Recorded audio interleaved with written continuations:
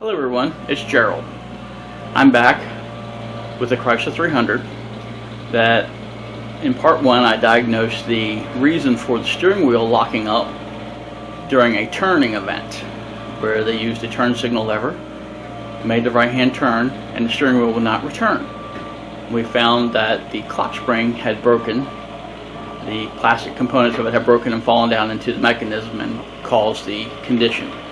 So finally got the parts in after over a week, but I have all the parts here, and next shot we're going to be inside. As I said at the end of the other video, I would have to take the rest of the column apart because the owner of the vehicle requests that we replace the turn signal lever along with the clock spring. So we are inside the 300 once again, and we need to take and replace the turn signal lever over here, which is actually called the multi-function switch. And the reason it's called a multi-function switch is because it does multiple functions. It does the turn signals, the wipers, the high beam, low beam, and the wash.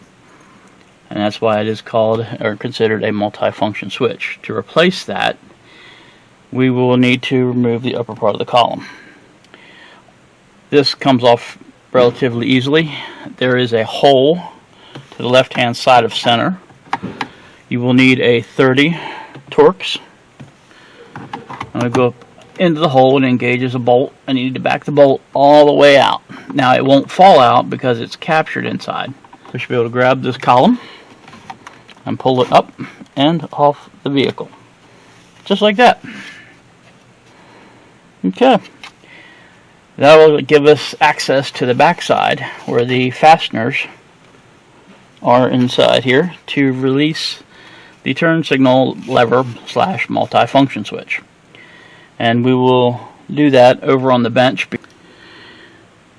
Okay, over on the bench we have the 300 steering column upper section, and in my hand I'm holding the broken piece and the other bits and pieces that were down inside of here. So good idea to go ahead and tear this apart to make sure you got all of the busted plastic pieces out, though we don't have any more issues once the repair has been made. So yeah, quite a few little pieces down inside of there. So to take this apart, we need to remove the steering wheel position sensor, and there's a brace bar here that needs to be removed. So there's a small Phillips screw here that needs to be taken out, and we'll go ahead and get that removed.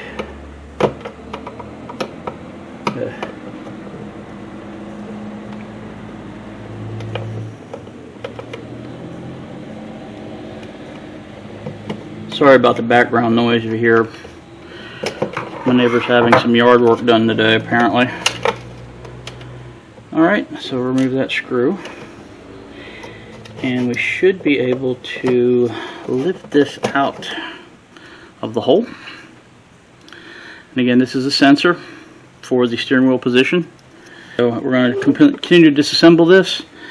Basically, we need to take this support brace out of there, the white one. Take the yellow support brace out of here, and now you can see a good shot of the captured screw that locks this to the steering column. Flip it over here, and we have the 3 Phillips screws inside. This screwdriver is actually a little too big. I'm going to get I think a number 1 would be better. Yep, number 1 fits really well. Basically, these are the same. Most of these tools that I'm using would be in any kind of, I would say, home box who is someone who has, you know, basic hand tool set. The variable would be a 10 Torx, and the 10 Allen or hex would be possible variables there. And turn it over. It fell out. I wasn't paying attention. It fell out. Shouldn't be a big deal. I'm replacing it. Okay, so here is this part of the unit. Now we have this is actually considered part of the steering column module, and we're not done taking it apart because the replacement lever from Chrysler. And yes, this is a Chrysler part. I don't know if you can read that number there or not. 6803 4897 Apple. Okay.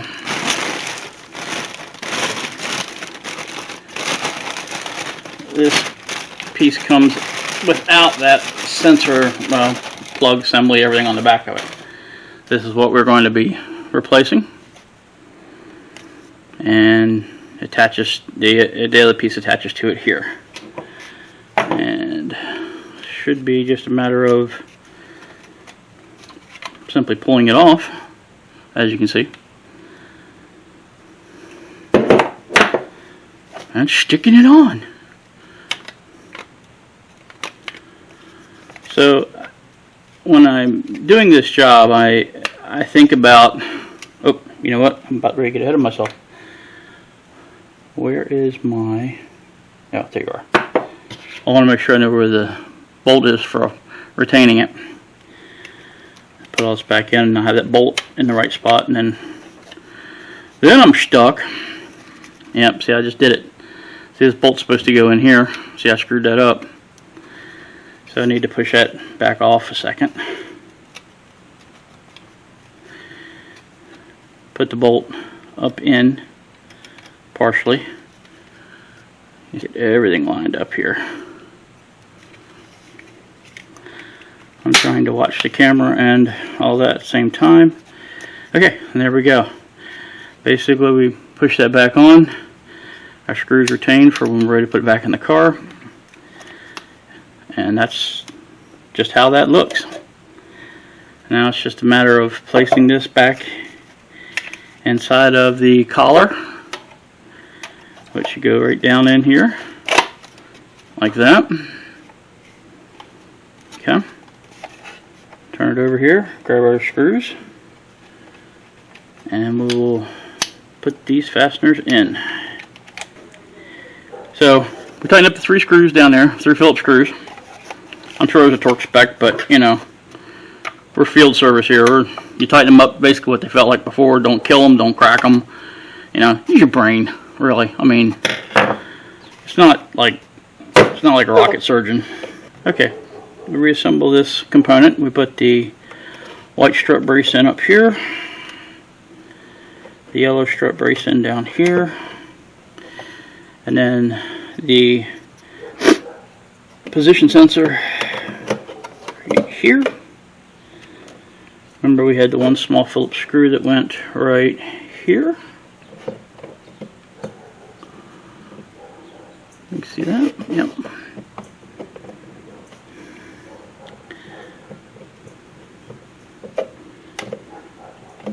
Really simple repair. All assembled there.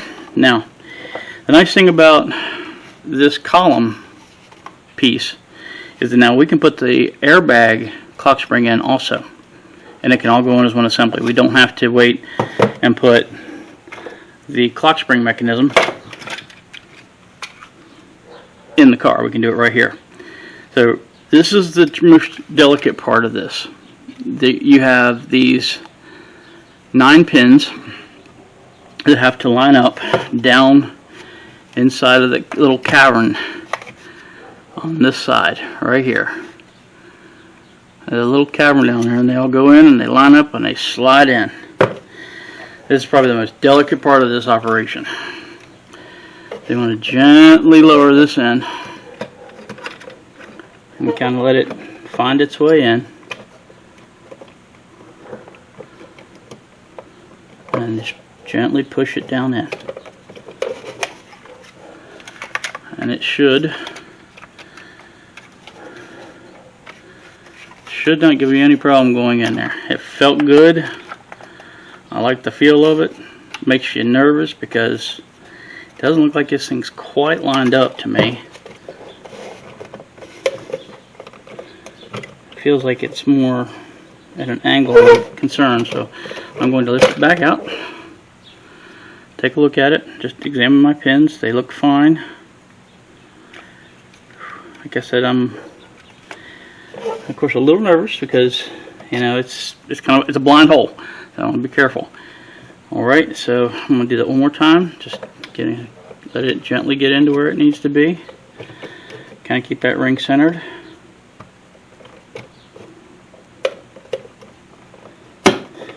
Push it down on. I think it's in. Feels like it is. I'm going to go ahead and start one of these screws.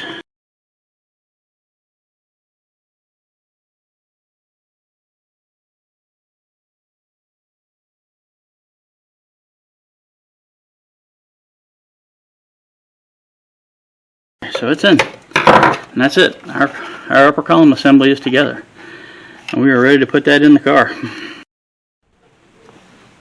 Okay, we're back inside the car. So we're going to put this in. Just basically slip it down on. So this is just a matter of lining this up and sliding it down on here.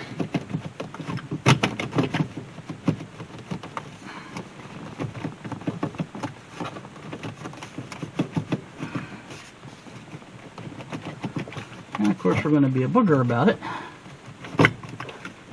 Why, I don't know.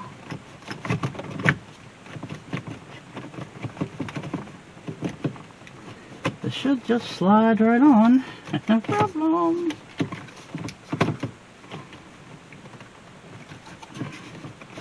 Okay. Well, try you again. Sometimes it's just a slight variation. There you go. A little wiggle and click, and we are in. Okay. Now we're ready for the steering wheel. Again, putting the steering wheel on, we're going to guide the wires. Don't try to guide them through as a whole big cluster. Send them through a couple connectors at a time. Alright, like so. Once you get them through, set the steering wheel on. We want to set the steering wheel straight. And are we going to be a problem? I thought these things generally that pull tab is out of the way, but it's not on this one. Okay, so we're going to go ahead and release this. Line up our steering wheel, and we're guided on, and we're on. Put in our steering column bolt, steering wheel bolt. Okay. Click. And believe me, if you've seen when I broke this free, how tight that was. Alright, so that's that. It's tight. It's secure.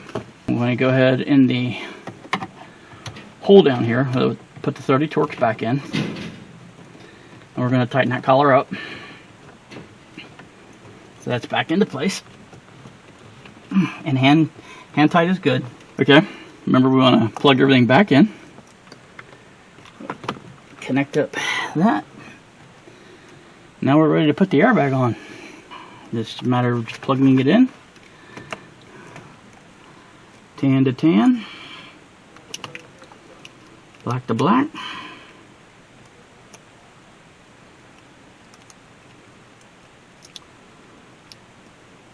If I can get my slippery fingers today. And the horn connection. Set the airbag back in place. So the 10mm bolt to the back side through the open hole for the airbag.